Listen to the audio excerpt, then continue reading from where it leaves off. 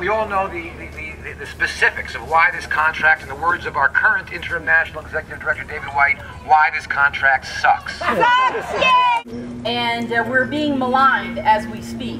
And we're being threatened. Just know that they're doing it intentionally to make us look dysfunctional to the voter. And as long as we hang on to the SAG contracts we've got, we can come back to them. When we all get fed up with getting no residuals, and we can't qualify for health care, and we're going to get screwed on turnaround and travel and everything else that AFTRA has given away. There's still time for us to spread the word that these are lousy contracts.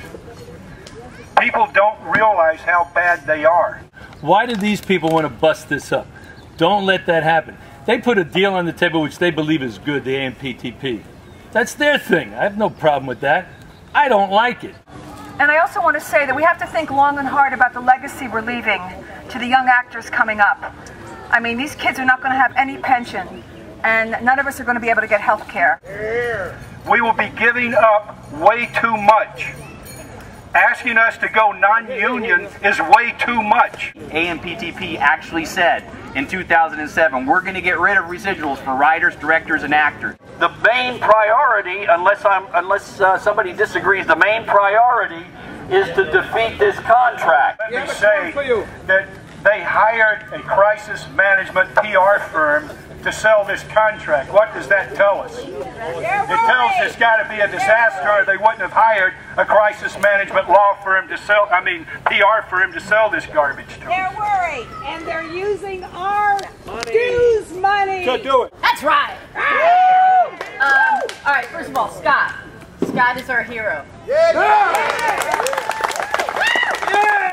We have to fight them here and now. We have to recreate Hollywood, if necessary, if National SAG betrays us with this contract. Remember that, think about it, think about how to do that. I thank you for letting me speak. Yeah. Thank you.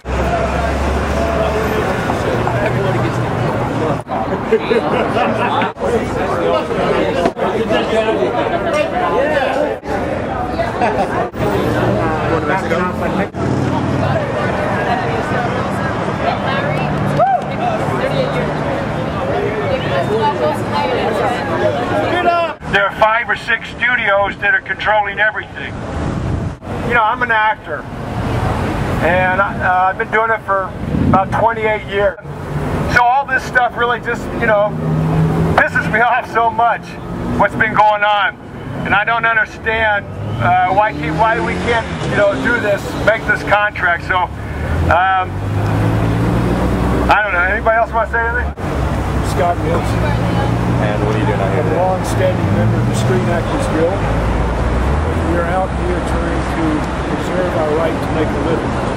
The problem with their proposals is that we would be losing our residuals, which is the lifeblood of the acting community, and it would have a huge negative impact on our health coverage and our pension benefits. On the blogs, we're being portrayed as people that all we want to do is vote no on whatever contract is presented to us, and nothing could be further from the truth.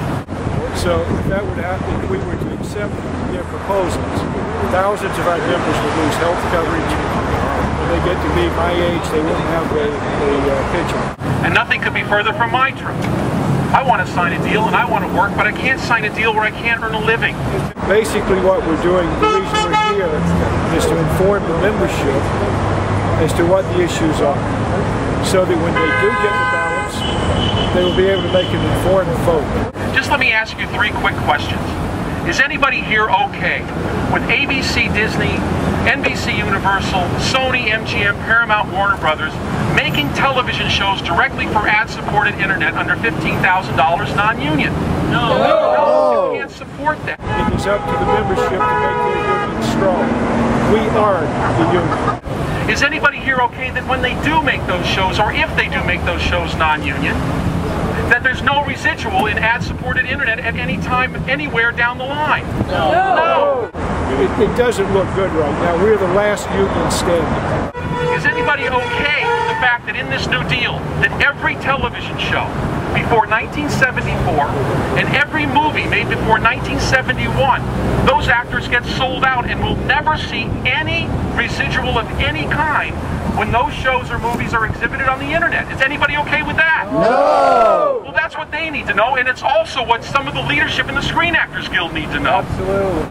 Every other union in our industry has made a deal, and a lot of them wish they hadn't accepted the deals that they had accepted. We're not okay with this.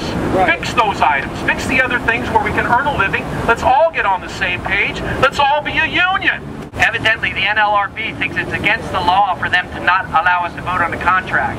So because a bunch of us have written complaints, that may be why they're doing this dance about 2-year or 3-year contract. I think the best way that we might get a decent contract is to get back our negotiating committee that represents all of us.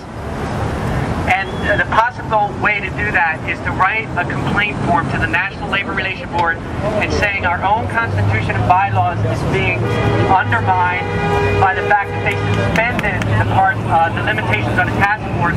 They just implemented a 10-member task force to represent all of us, which is obviously not representing all of us. So fill out that form, send it to the National Labor Relations Board. Who knows? Maybe they'll force our national board to reinstate our negotiating committee that will represent all of us. What did you call that site again? It's called myspace.com/SAGstars. Again, we are the most visible union in the world. If we can't make a living wage, what union can? If we can't make a wage that allows our members to be covered with health benefits, what union can? They're asking us to accept the fact that a whole talent pool will be created that doesn't understand the benefits of being a part of a union. There will be no pension and health benefits for these kids or for us. We have to make that known to the membership. It's up to us. And if you know people in other states where you came from, where they have members, call them. Let them know. We have to let them know that we demand the right to make a living.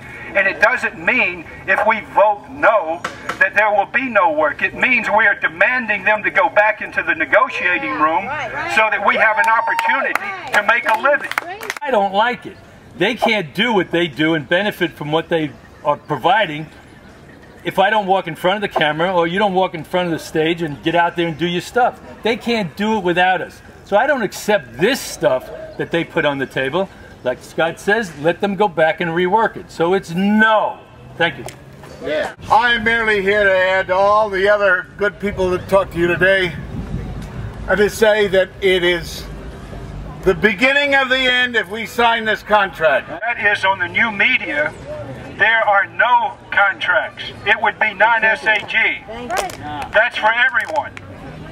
That's background. That's everyone on the set. It's negotiable from state minimum wage, $6.50 an hour. There are no working conditions. None. No residuals, no pension and health benefits, no turnarounds, nothing. That's for all of us here. That's it.